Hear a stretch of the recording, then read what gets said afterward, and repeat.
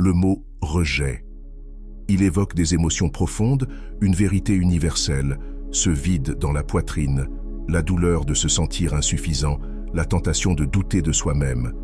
Mais écoute bien, guerrier, le rejet n'est pas une fin, c'est un commencement. C'est une porte qui se ferme uniquement pour t'obliger à emprunter le chemin que tu étais destiné à suivre. Marc Aurèle disait « L'obstacle à l'action pousse à l'action. Ce qui bloque le chemin devient le chemin. » Et c'est précisément ce que fait le rejet. Il dégage la voie pour la croissance, la force et la transformation. À travers des leçons puissantes, inspirées de la philosophie stoïcienne, de principes psychologiques et de la nature humaine, je vais t'apprendre à transformer le rejet en ta plus grande opportunité. Ces leçons ne te montreront pas seulement comment affronter le rejet avec grâce, mais aussi comment le transcender pour devenir plus fort, plus sage et inébranlable. Avant de commencer, pense à aimer cette vidéo et à t'abonner à la chaîne Guerrier, car chaque homme désireux de maîtriser ses émotions et de surmonter les tumultes de ce monde a besoin d'un guide. Alors, commençons. Premier, ne leur accorde pas d'attention.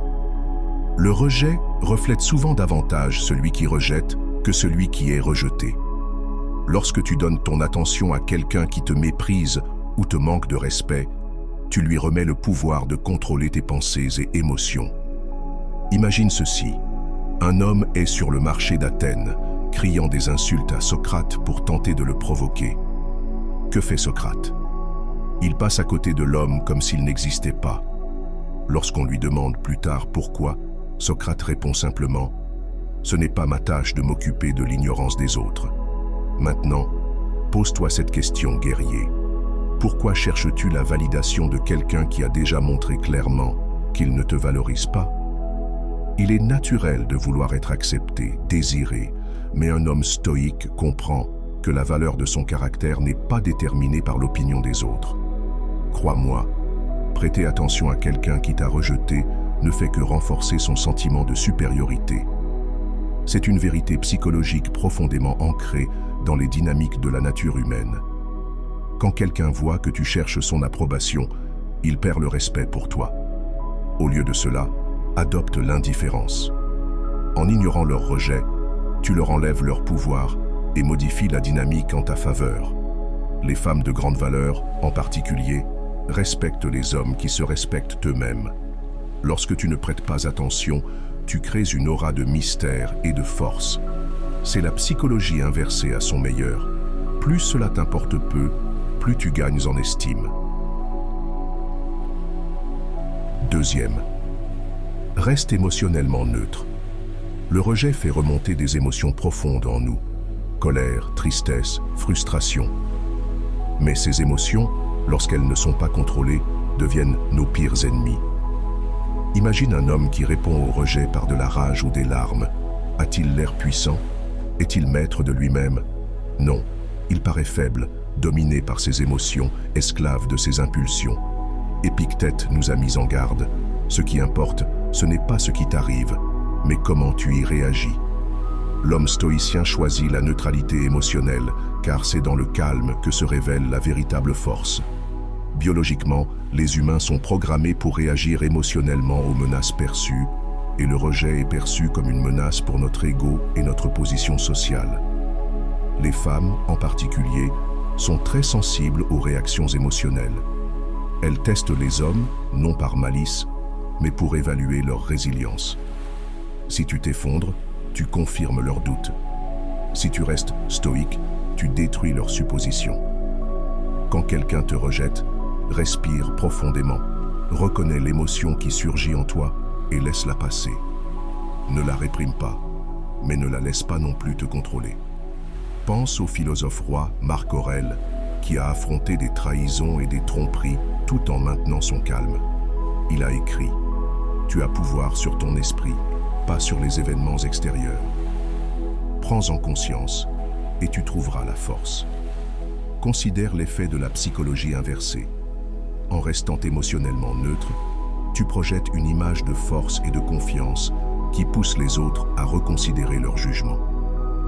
Les gens sont attirés par ceux qui ne se laissent pas facilement ébranler.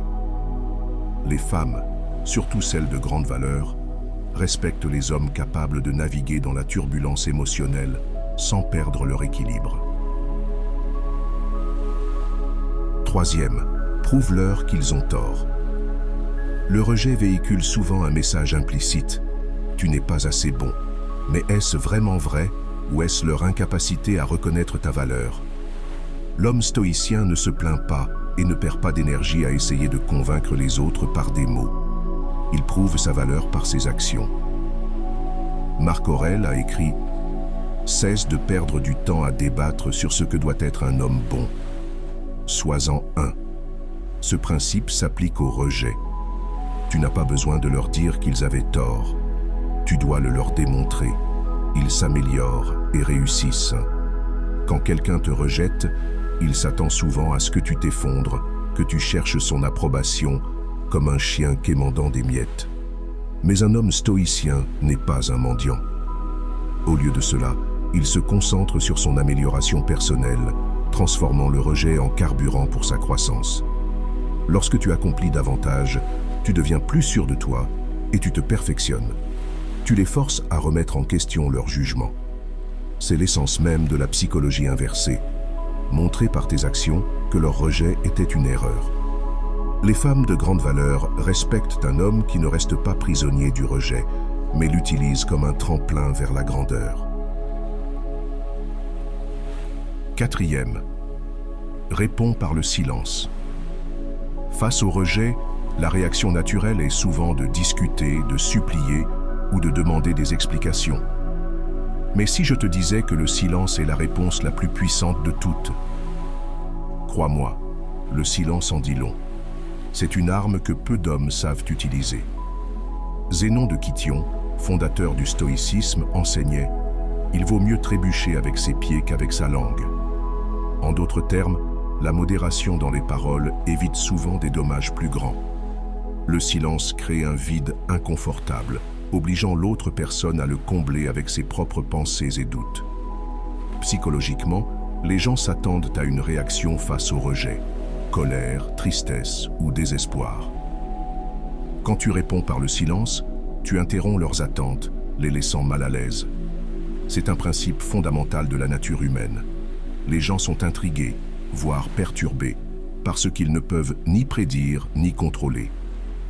Les femmes, en particulier, sont souvent attirées par le mystère et la force. Le silence incarne les deux. Pense à Marc Aurèle, entouré de trahisons et d'intrigues politiques. Il n'a pas riposté contre ses ennemis, mais a choisi la modération, se concentrant sur ses devoirs et sa paix intérieure. Son silence est devenu un bouclier, protégeant sa dignité et son pouvoir. Quand tu restes silencieux après un rejet, tu projettes une image de contrôle, de confiance et de mystère. J'espère que ce message t'a été utile. Si tu as aimé la vidéo, je te serai reconnaissant de laisser un j'aime et de t'abonner. Montre que tu es dans la minorité qui cherche la vraie valeur.